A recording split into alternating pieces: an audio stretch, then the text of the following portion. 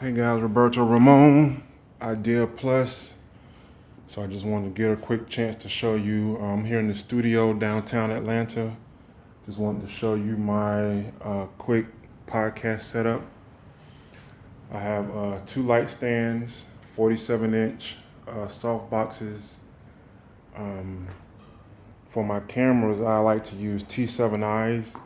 I use these same cameras for mostly for podcasts because I also do a lot of live streaming, and so there's no need to use cinema cameras for live streaming. I have access to uh, Canon C70s if I'm doing like corporate work or something like that, like just interviewing. If the client wants 1080, sometimes I still will use these cameras. But if they're wanting it to look a certain way, then I'll use like a C70. I'm also in the process of getting a few uh, Blackmagic 6K Pros. Um, so this is the setup. I also use a monitor, well, TV, with my setup, and I plug that into my laptop, and so I allow when we're doing podcasts, we have topics on the screen, or if I do a hybrid type of if we do like a hybrid like live stream or panel discussion where some people are virtual, then I will sometimes have those people where they can see those people here on the TV monitor, and of course people at home, so I can switch it, back and forth. For switching, I use the ATEM ISO uh, ATEM Mini Extreme. As you see, I have three, all three of my uh, cameras plugged in right here. So this is one, camera two, which is a wide angle lens, camera three. You can get this clean. So what you do is when you go into the menu here with the T7i, you can get it clean, and it's really easy. So when you're in the menu, all you have to do to get this clean is once you have everything set up, right now I'm at 1600 ISO, I'm at 60 frames per second. I'm sorry, shutter speed is 1/60, and then my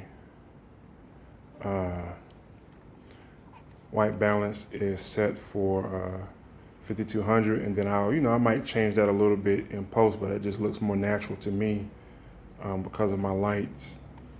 And then in my frames per second, I'm at 30 frames per second.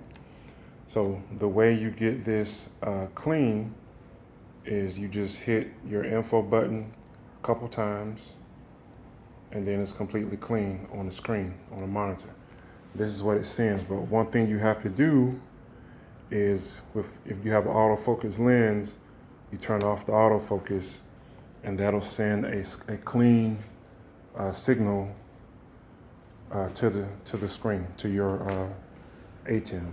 So if you leave autofocus on, even though it's a clean signal, as soon as something gets here, it's trying to track, and then that box will show up.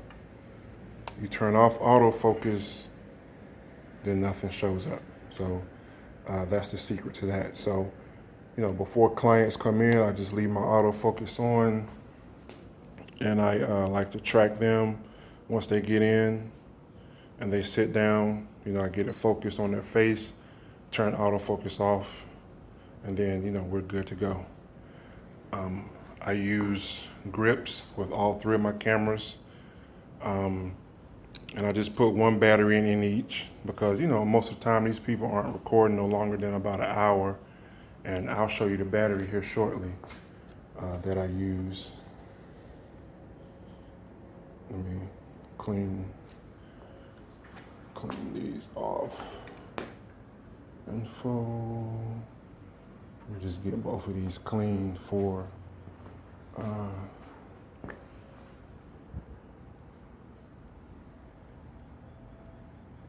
off the screen. Turn off autofocus so we can see it clean.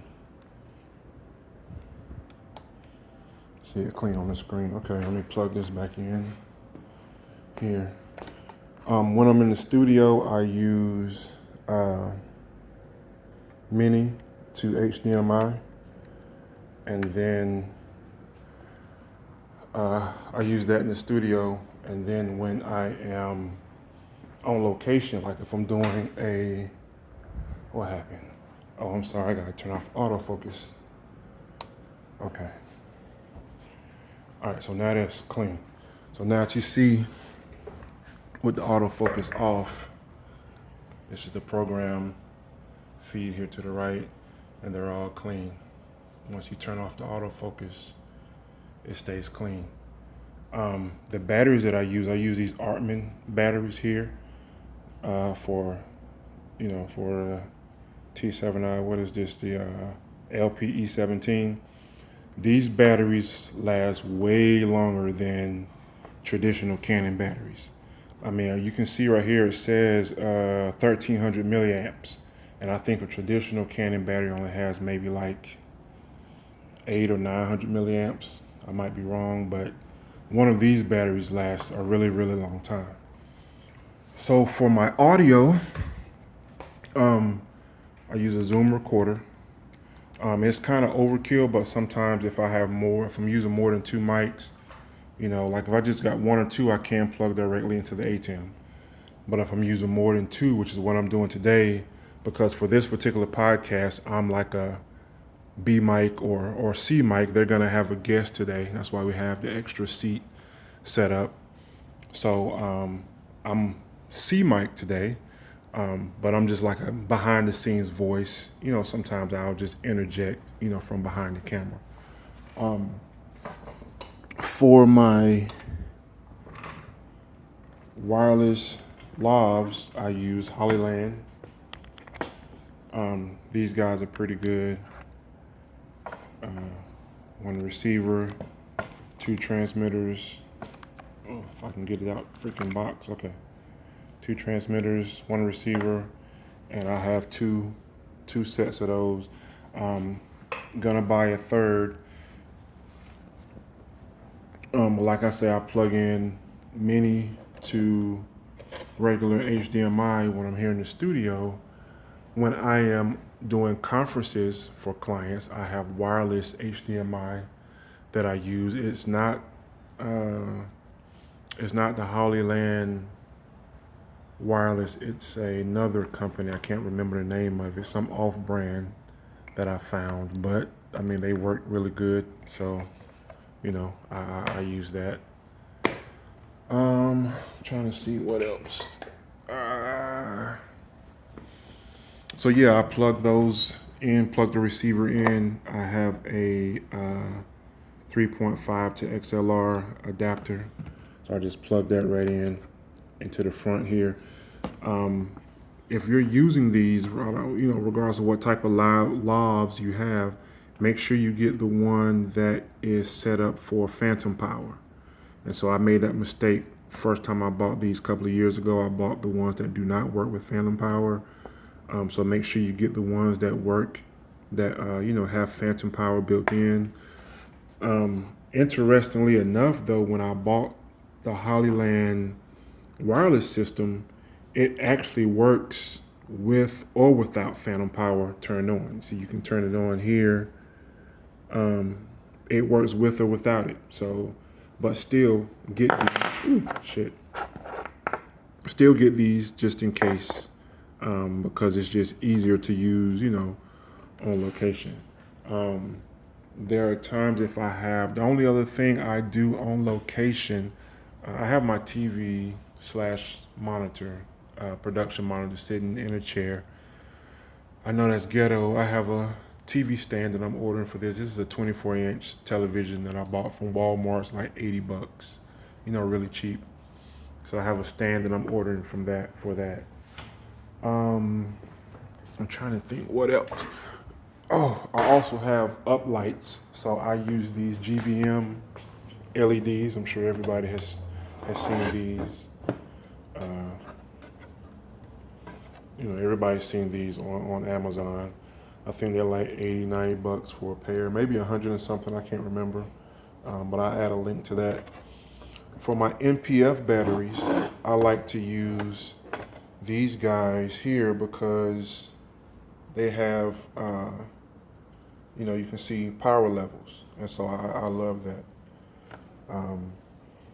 So I'll put these one behind the chair, one on each side of the plant on the floor to shine up on the wall to just add a little bit more depth.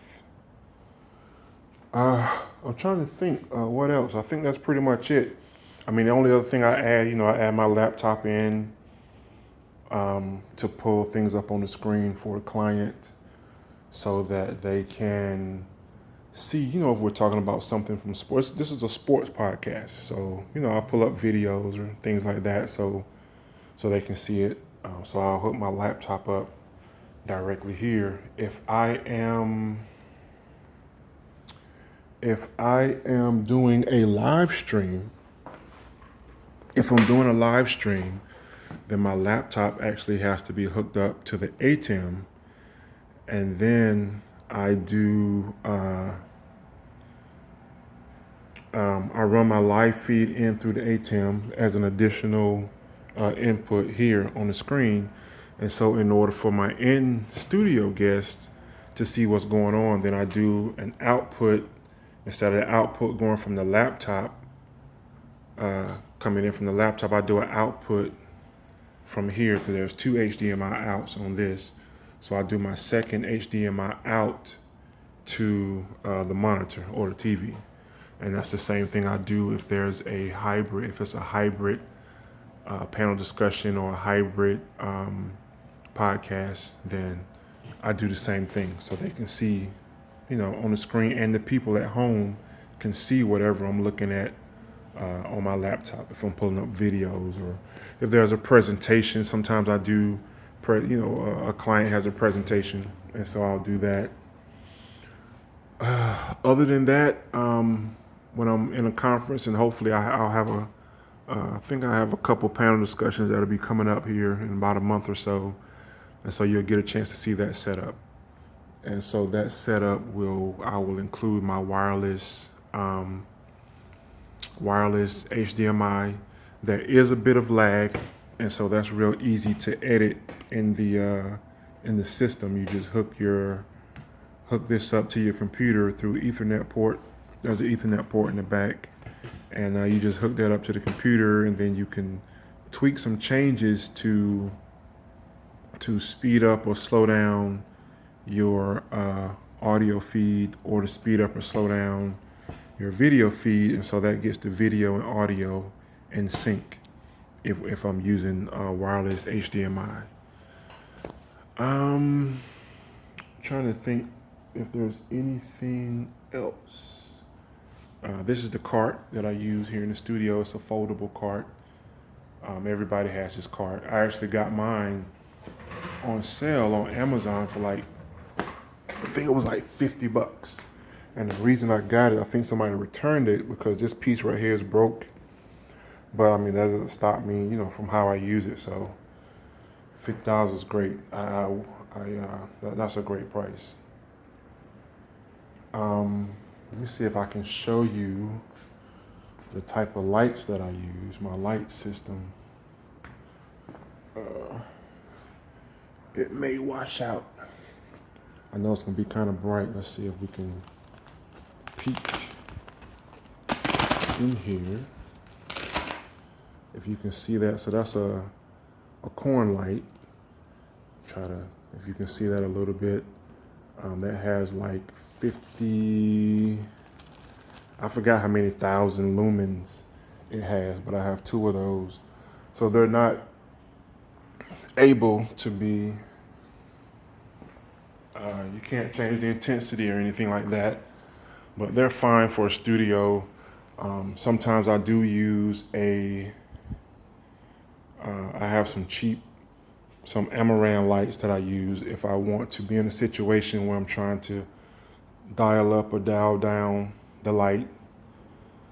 But that's pretty much it. That's just backdrop paper. Sometimes if somebody wants to shoot a single, just shoot with a single camera, one or two angles, then we got a gray backdrop or a white backdrop. And we can also, do photography. I need to add a third color up there. I just can't figure out what color. I think I'm gonna get tan. I'm not sure. Sometimes we use this white wall here on the side if it's like a waist up shot or video. So when I'm moving stuff around, I'm going on location, I use these big Godox bags. And the bottom two are like 44 inches, and this one is 38, 39, something like that. It's not too much smaller.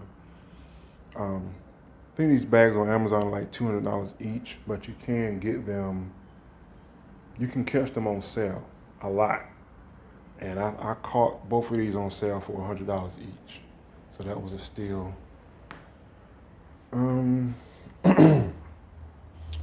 Trying to think, well, sometimes I use this little foldable cart here, like a fake rock and roller. But I use this from time to time if I'm moving things around, like these chairs are somewhere else in our studio space. But so if I'm moving chairs around or if I'm on location, gotta carry. I don't really deal with Pelican cases. I think I'm getting to that point slowly. But sometimes I'll use that. Let me see. I know it's overkill to have handles on my cameras when I set them up, but it's easy. So when I'm breaking everything down, just grab the handle, move it around. But if I'm on location somewhere, I like to use, I have additional monitors that I add at the top. So I just like to get used to, putting the handles on. Let's see. Last thing, this is a custom case that I built, and I'll have a photo. It's empty now, but the Hollyland cases go in here. Power cord for the ATEM. All three cameras go in here with the grips attached, and then the other two kit lenses, which I think, whatever the kit lens sizes that come with cameras, I think is 35 to 75 or something like that. They go there. These shotgun mics I use sometimes I'll do panel discussions at an event, and there'll be like 6, 7, 8 people. And sometimes the people will interchange, and a lot of times it's kind of hard to mic everybody with a wireless lav. So I like these mics because I used to use Rode like everybody else, Rode shotgun mics.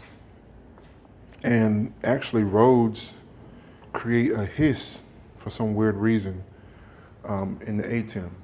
When you hook those mics up and plug them into the ATEM, they make a hiss. I don't know why. It's really weird. And whether I hook them directly into the ATEM or even through the Zoom recorder, they still hiss. And when I first started using the Rode mics, I didn't understand it. And you can just do denoise in Premiere Pro to take it out. But I was home one day preparing for an event I had the next day. And I was just testing some different scenarios, and the Comica mic was the closest thing to me, and I plugged it in, and it was complete silence. And I thought it wasn't working until I was like, what the hell? And then I heard myself. I'm like, oh shit, these are completely quiet. So I bought 4 of them. And they're a lot less, Rodes are like $100. These are only 50. And they have phantom power switches on the back. You can turn it on and off. I guess you can use it with a phone too, I'm not sure, but yeah, so that was cool. I have another video about an event that I did where I made this ridiculous monstrosity of a rig. And funny story, got to the event, and the event was not at an event hall. The event was in a house, and I was doing photography and video. So the event, I'm gonna turn these off to save this battery life. The event was at a house, so that was really weird. So I'm gonna talk about that and show some footage from that in another video. But I think that's it. This is a pretty straightforward setup. ATEM monitor, 3 cameras set up, 2 lights, wireless audio, Hollyland Lark, Hollyland wireless lavs, charging some more NPF batteries here, and yeah, that's it. I mean, the lavs that come with them are pretty. I don't know what brand this is. It's what comes with them. And they sound fine. I haven't really tested anything different to see if it sounds better or not. But yep, that's it. Let's see. I'm gonna set these up for the talent. They're actually running behind a little bit right now, so I decided to throw a video together. But yeah, you guys have any questions about anything, just let me know.